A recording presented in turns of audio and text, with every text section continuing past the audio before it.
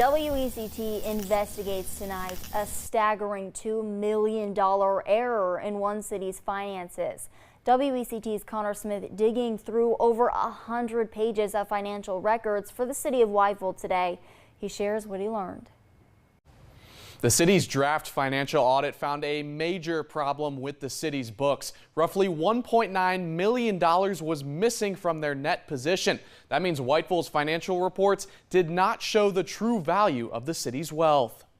As a result, the audit says city leaders in Whiteville didn't have the right information to make decisions and follow the law. The audit says because of this, errors in financial reporting could occur and not be detected. City leadership agrees with the finding and says they're working to fix the problem immediately. We told you last week the audit also found the City of Whiteville spent $7 million and only brought in $6.2 million. Mayor Terry Mann says he doesn't expect taxes to go up because of that, but spending cuts will be made across the board.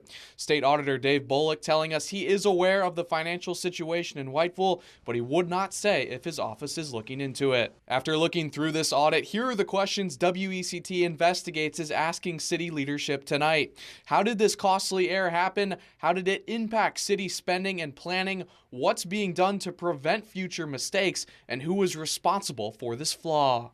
I've also been looking through the city's audits from the last 5 years, which we received through a public records request. We'll keep digging through those to get answers on how your tax dollars are being spent. Connor Smith, WECT News.